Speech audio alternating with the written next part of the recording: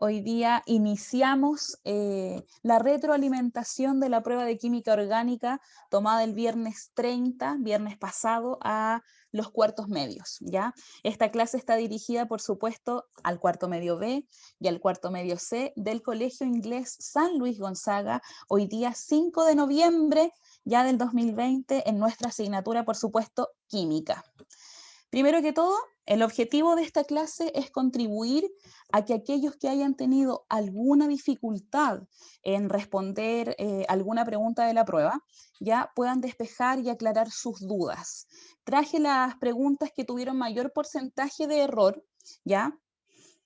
Cabe destacar que dentro de todo el universo que rindió esta prueba de química orgánica hubo muy buenos resultados, chicos, y yo por eso los felicito a cada uno de ustedes, ¿ya? Sin embargo, siempre hay cositas, detallitos que uno puede perfeccionar para tener, por supuesto, el conocimiento cabal de todo lo que es la asignatura. El título está mal puesto porque no es química orgánica, sino que números cuánticos, ¿ya? Pero corresponde al power de ustedes. Vamos a editarlo.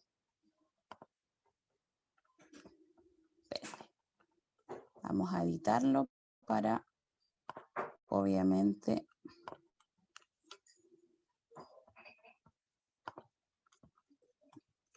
espérenme un poquito, chiquillos.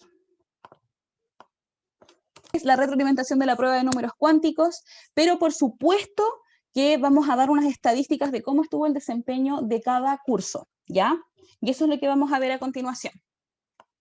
El cuarto medio B tuvo una asistencia a esta prueba de 28 alumnos y alumnas, de un total de 40. El promedio del curso fue un 6,4, es decir, arrasaron en la prueba ya, chicos, este 70% del total del curso que rindió la prueba de números cuánticos. Reitero, había un problema ahí en el título de la diapositiva, ¿ya? Pero sí, la prueba de los cuartos medios fue de números cuánticos. Y el cuarto medio C también tuvo una asistencia alta, que fue de 19 alumnos de un total de 35. El promedio del curso también estuvo alto, fue un 5,7, y el porcentaje de participación que tuvieron fue de un 54%. Hago llegar nuevamente mis felicitaciones para todos aquellos y aquellas que se programaron para el día viernes rendir la prueba. Ya, yo sé que cuarto medio ya están más grandes, son capaces de organizar sus tiempos, pese al estrés que nos decían Yara y Dayana al principio de la clase.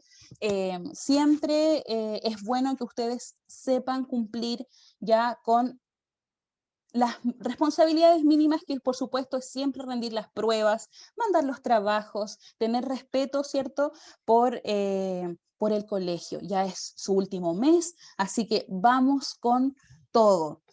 Una de las preguntas que me causó bastante extrañeza que se hayan equivocado, porque lo repetí muchas veces, ¿ya?, fue esta que traje aquí. La pregunta número 2. La pregunta número 2 estaba enfocada a determinar qué podían establecer los números cuánticos. Y durante todas las clases, nosotros dijimos que los números cuánticos permitían establecer dónde podía ser más probable encontrar este electrón. ¿Por qué? Porque los electrones eran muy dinámicos, ellos se movían de un lado para otro, por lo tanto, en el instante que yo decía, está aquí, él ya se había movido al otro lado. Entonces, las alternativas decían lo siguiente: la región exacta donde encontrar un electrón, letra B. La región más probable donde encontrar un electrón, letra C. El orbital más probable donde encontrar la nube electrónica, y letra D. El espacio donde se ubica un átomo de cualquier sustancia. ¿Dónde estuvo aquí el error? Que algunos alumnos y alumnas se inclinaron por la letra C, ¿ya? Yo sé que la palabra probable les podría haber dicho, ay, la profe dijo que era una zona donde había probabilidad de encontrar este electrón. Sin embargo, en los números cuánticos, los 4, tanto el nivel, el azimutal, el magnético y el spin, desarrollan la región más probable de encontrarlo. Si ustedes acotan la pregunta solamente a responder el orbital más probable, ¿De quién estamos hablando cuando decimos orbital? ¿De qué número cuántico?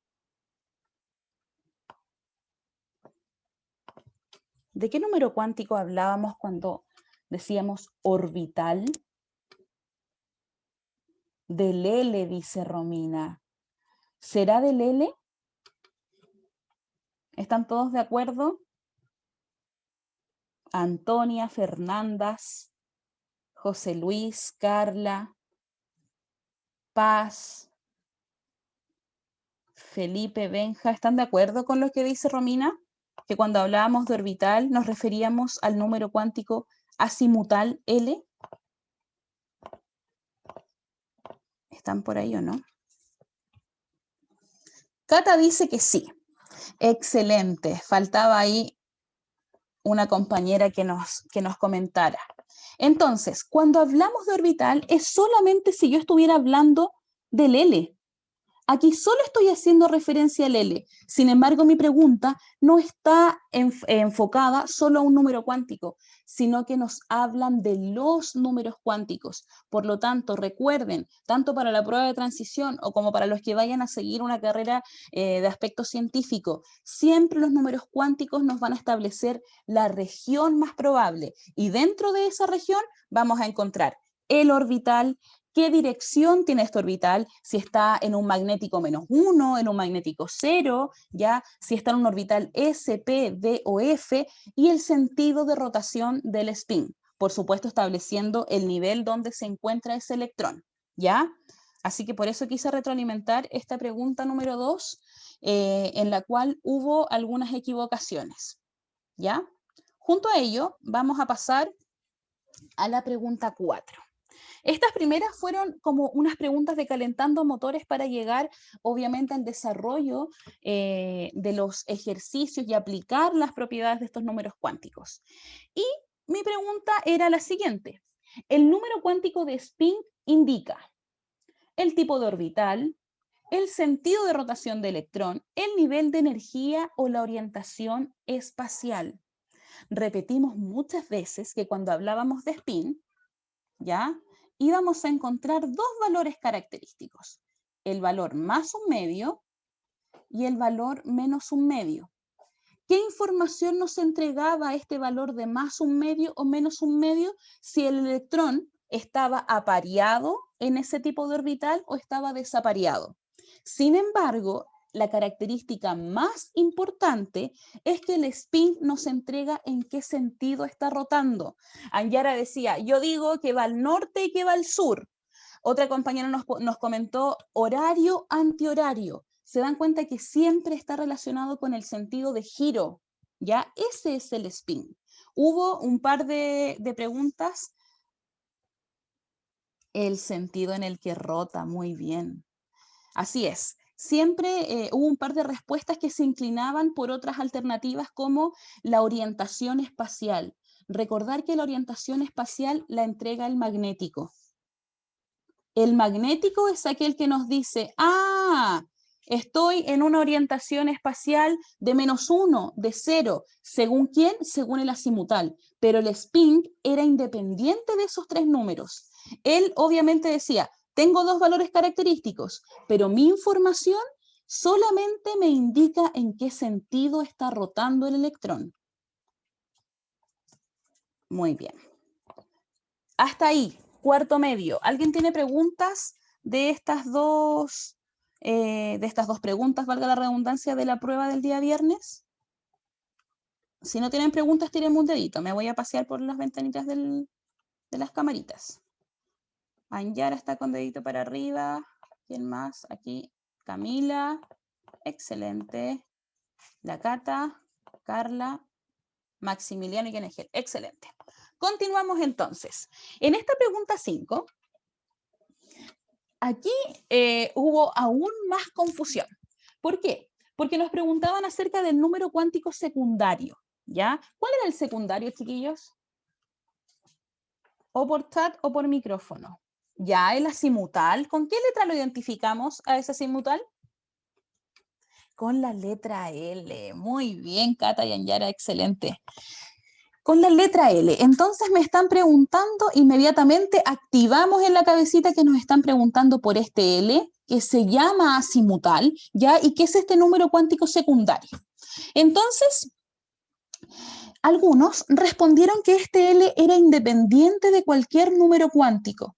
Sin embargo, cuando nosotros aprendimos del azimutal, dimos una pequeña fórmula, entre comillas, que decía que el azimutal iba a adoptar valores desde el 0 hasta el n-1. ¿Qué me está diciendo esa información? Que el azimutal está condicionado por el valor que tome el número cuántico principal, es decir, el nivel. Si yo no sé cuál es el nivel, no podría establecer un número cuántico exacto para ese electrón. Lanyara nos dice, el independiente de otros era el spin. Excelente, así es. Entonces, cada vez que nos hablen acerca de este azimutal, de este número secundario que denominamos con la letra L, nos vamos a recordar que depende del valor del nivel. Eso quiere decir, si yo tengo un nivel igual 3, los posibles valores que tenga del L van a ser 0, 1 y 2. ¿Por qué? Porque 3 menos 1 nos da un valor de 2, que es hasta donde llega este azimutal. Y obviamente este azimutal, luego de eso, lo asociamos con el tipo de orbital característico. Para el 0 teníamos el S, para el 1 teníamos el orbital P, para el 2 teníamos el orbital D, y obviamente para el 3, lo vamos a poner por aquí abajo, teníamos el orbital F. Con esos 4 orbitales trabajamos siempre, ¿ya? Y son los que tienen que saber ustedes para su prueba de transición y la materia que fue evaluada en la prueba. La pregunta número 10, ¿ya? Aquí ya fuimos complejizando no la materia, sino que la forma de preguntar. Si ustedes se dan cuenta, dice, es una situación donde se quiere conocer la distancia entre el núcleo y un orbital. Entonces, para eso es necesario determinar qué es lo que tendríamos que saber para poder conocer la distancia entre el núcleo. ¿Quiénes estaban en el núcleo? Vamos repasando estructura atómica. ¿Quiénes están en el núcleo? Los protones más los neutrones. Anyara, ojo, en el núcleo protones y neutrones. Los electrones están alrededor del núcleo. ¿Ya? No se preocupe. Muy bien, Cata también, que estaba ahí contestándonos. ¿Quién más habló aquí? Romina, excelente, protones y neutrones, ¿ya? Entonces recuerden, vamos a hacer un pequeño repasito de estructura atómica nuevamente. Cuando hablamos del núcleo, tiene la mayor concentración de masa. ¿Por qué? Porque están nuestros amigos protones y los neutrones. Cuando el átomo está cargado de manera neutra, ¿cómo son los protones con los electrones? Si el átomo está cargado de manera neutra, ¿cómo son los protones y los electrones en cantidad? Iguales. Excelente, Romy. Así es. Recordar que si el átomo no está cargado, es decir, no está en una forma de ión, la cantidad de electrones tiene que ser igual a la cantidad de protones. Y a ese átomo le vamos a llamar un átomo eléctricamente neutro, porque no tiene carga. ¿Ya? Está neutro, excelente. ¿Y qué pasa si yo aumento la cantidad de electrones en un átomo? ¿Cómo se llama? ¿Cómo se llama si aumento la cantidad de neutrones? Si ese átomo es muy electronegativo y dice, yo quiero más electrones porque quiero llegar a ser como un gas noble.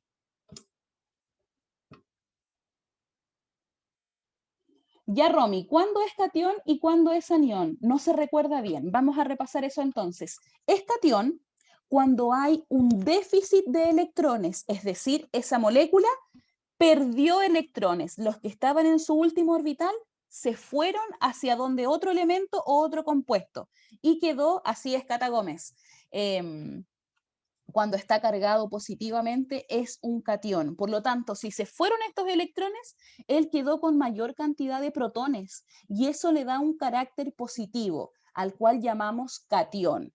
Y como dicen las compañeras en el chat, Cuando llegan estos electrones desde otro átomo y se centran ya en este átomo que estamos estudiando y lo cargan con más partículas negativas, estamos en presencia de un átomo cargado eléctricamente negativo. Por lo tanto, a él le denominamos anión. ¿Ya? Y pregunta para este cuarto medio, ¿qué es lo que buscan los elementos cuando hay esta transferencia de electrones? ¿Qué buscan ellos? Llegar al octeto, el equilibrio del octeto, muy bien. ¿Y por qué ellos quieren llegar al octeto? ¿Qué pasa con esos 8 electrones? Al dueto, en el caso del hidrógeno, muy bien. Él es una excepción, como el fósforo y el azufre, ¿cierto? Que forman muchos enlaces. Pero ¿qué pasa con estos 8 electrones? ¿Por qué tienen que ser 8? Vamos recordando. Profe, ¿era para tener la misma configuración electrónica que un gas noble? Excelente, así es. En la tabla periódica, ya cuarto medio, ustedes van a encontrar diferentes grupos. Y el último grupo, ya el grupo número 8, se llaman gases nobles. Y ellos son estables químicamente. ¿Por qué? Porque tienen todos sus orbitales con el máximo nivel de electrones cada uno. Entonces, al ser tan estables, ellos no se mezclan con cualquiera, son como de la realeza.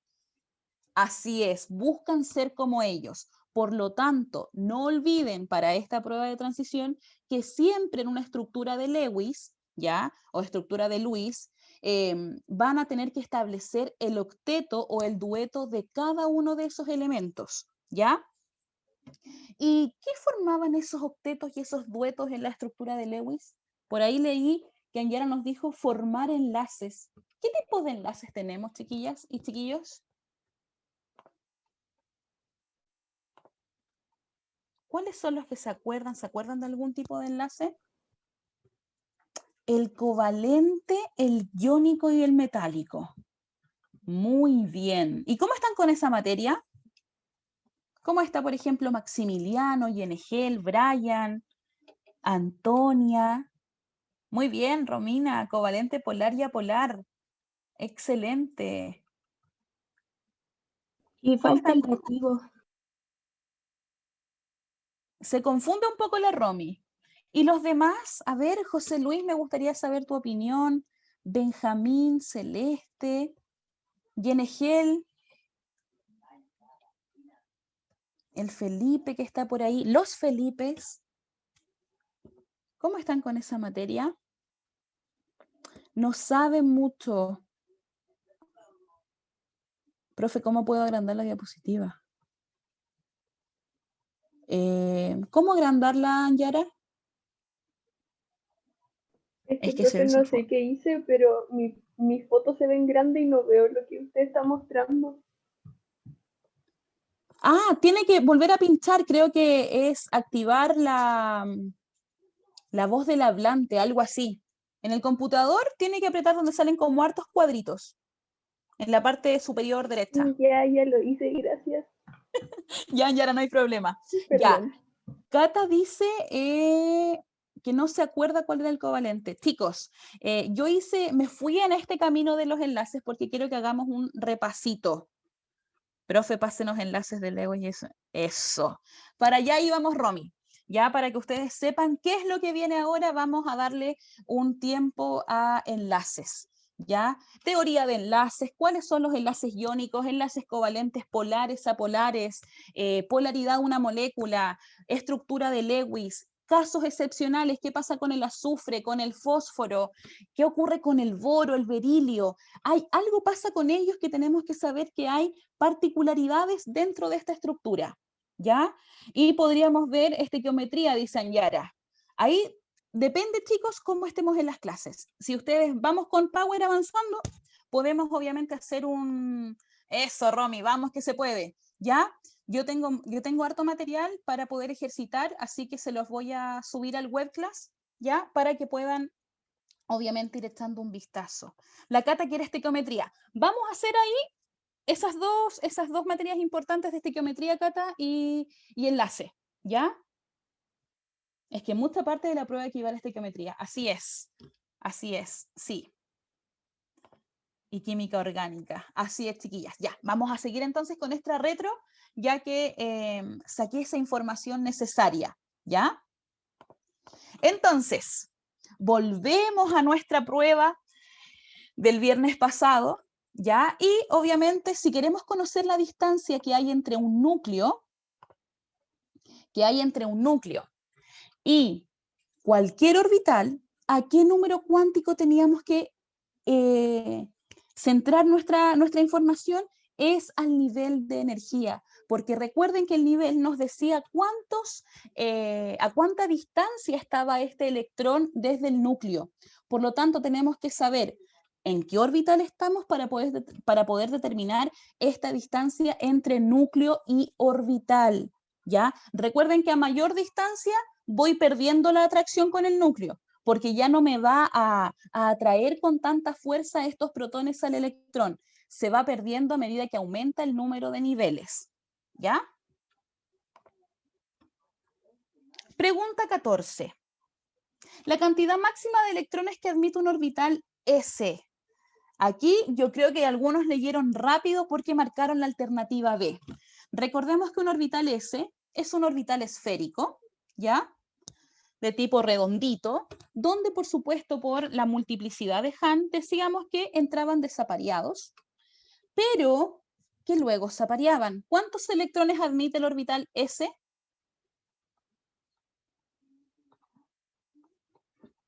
¿Cuántos electrones? 2 electrones. Muy bien, Cata y Carla. Entonces, estos 2 electrones nosotros los dibujábamos ahí arriba.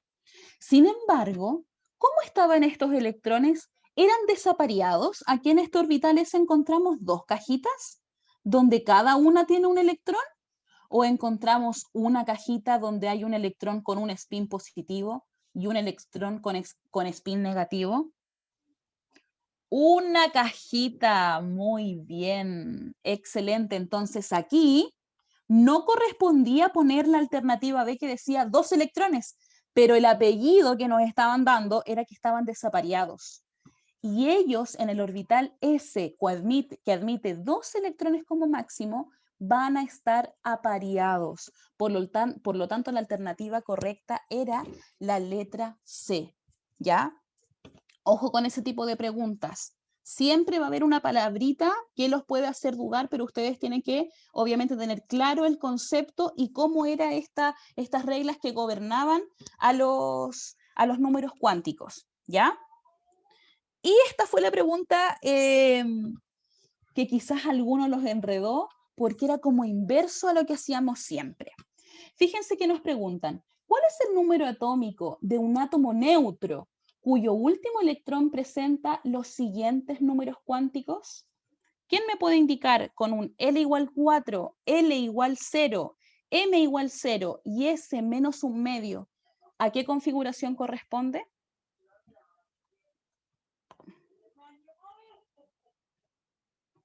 (4S2). Vamos a ver aquí. Nivel 4, por lo tanto mi numerito grande corresponde a un 4. Mi L, que es el tipo de orbital que presenta ese electrón, es igual 0 y sabemos que él corresponde a un orbital de tipo S. Si nosotros sabemos que el magnético es 0, claro, si el L es igual a 0, el magnético no tiene otra opción que ser igual a 0. Y si el spin es negativo, significaba que estaban desapareados o apareados.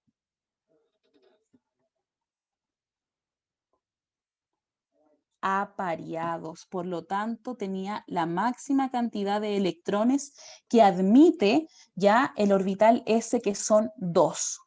¿Cómo nosotros íbamos a saber cuál es el número atómico?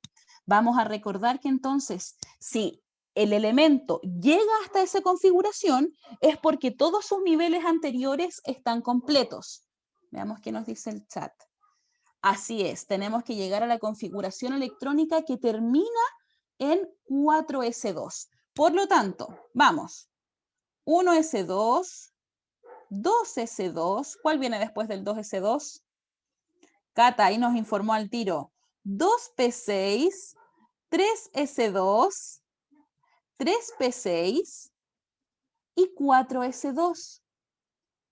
Lo que quiere decir es que la cantidad de electrones que aparecen en esta configuración tiene que ser igual al número atómico. ¿Por qué? Porque este se denomina un átomo neutro. La cantidad de electrones es igual a la cantidad de protones. Por lo tanto, si sumamos 2, 4, 10, 18... No, 2, 4, 10, 12, 18 y 20. Es decir, corresponde a 20 electrones. Y las alternativas nos decían, el número atómico corresponde a 20, dado que hay 20 electrones en el átomo. Y otras alternativas que nos hablaban de otras cantidades de electrones que podían ser en el caso de que ustedes no comprendieran lo que tenían que hacer. Pero siempre cuando les pregunten acerca de los números atómicos relacionados con configuración electrónica, ustedes realizan toda la configuración hasta llegar a la configuración del electrón diferencial. ¿Ya? Eso siempre tienen que hacer. Realizan la configuración, paran según el número cuántico que les dieron y suman los electrones que están representados por estos superíndices de la configuración. ¿Ya? Y excelente, alternativa A entonces. 20 porque hay 20 electrones en el átomo. Pregunta 19. Si dos átomos tienen 3 de sus números cuánticos iguales, pero difieren en uno, ¿qué principio de la configuración electrónica se está demostrando? Y esta pregunta la puse porque la mayoría la tuvo buena. Creo que hubo como un 97% de asertividad ya en esta pregunta. Fueron muy claros en definir que cuando hablamos de que de que los números cuánticos deben diferir al menos en uno, nos referimos al principio de exclusión de Pauli, el cual decía, podemos tener un N igual, un L igual, un magnético igual, pero al menos esos átomos que están siendo comparados se van a diferenciar en su spin, ¿ya? En su spin o en otro, pero siempre tienen que tener al menos un número cuántico diferente. No existe en la naturaleza ya un elemento que tenga los 4 números cuánticos iguales, ¿ya? Así que la puse para la felicitación a todos los que participaron en la prueba. Y por último, vamos a ver, no, creo que nos queda este y otro más. Los números cuánticos n igual 3 y l igual 1, ¿a qué notación corresponden?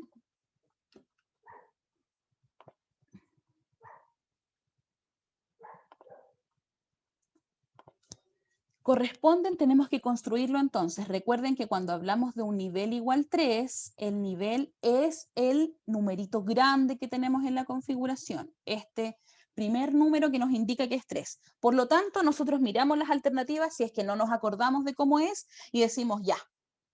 La B no puede ser porque la B tiene un 1. Entonces me quedo con la A, con la C y con la D. Pero como me están dando el azimutal, recordar que la tablita dice 0, 1, 2 y 3. Al 0 le corresponde S, P, D y F. Por lo tanto, si me hablan de un L igual a 1, ya ese es un 1, corresponde al orbital de tipo P. La alternativa correcta entonces es la letra C, que corresponde al 3P. Así es. Y la última, obviamente teníamos que indicar la configuración electrónica de los elementos de ese electrón diferencial y inmediatamente decimos ya, el numerito grande es 3, entonces eliminamos la D. Esa es una estrategia, chicos, que tienen que desarrollar para aplicar en la prueba de transición. Siempre tener en claro que uno tiene que ir descartando alternativas que están ahí solamente por estar, no es ni siquiera que nos hagan dudar, ¿ya? Entonces nosotros miramos si el energético es igual a 3, eliminamos aquellas que no tengan un energético igual a 3. Luego decimos ya, según la tabla, el D, ¿a qué tipo de L corresponde? A 2. Y en todas las alternativas tenemos un L igual a 2, así que todavía no podemos descartarlo. Sin embargo, ¿qué es lo que tenemos que hacer ahora? Nosotros decir, ya, Si tenemos un orbital que es 3D elevado a 7, ya que son los 7 electrones que tenemos, ¿será una configuración par o impar, apareada o desapareada?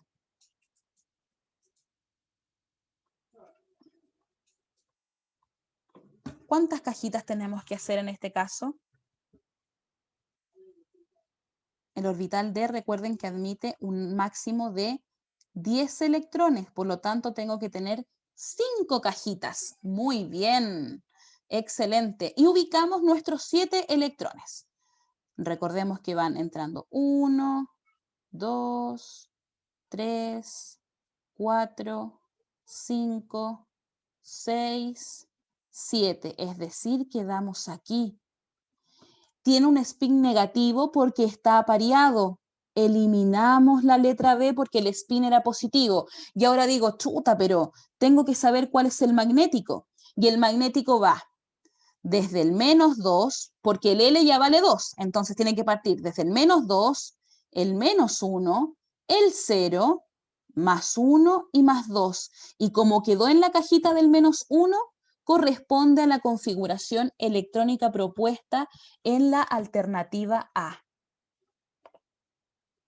Muy bien, excelente.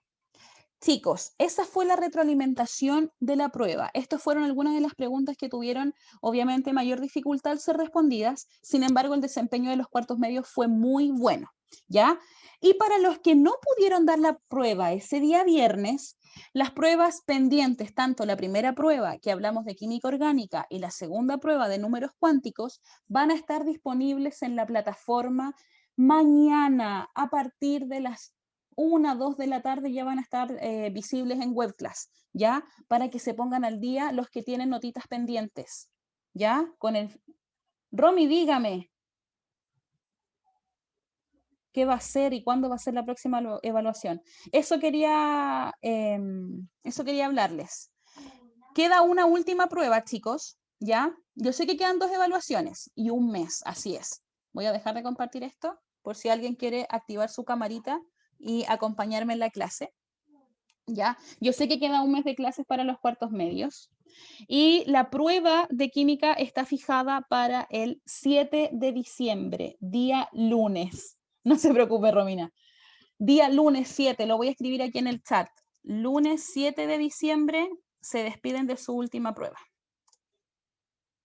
Ya, lunes 7 de diciembre. Voy a dar las notas ahora, Yara. Así que la Miss Claudia, si me ayuda a detener la grabación.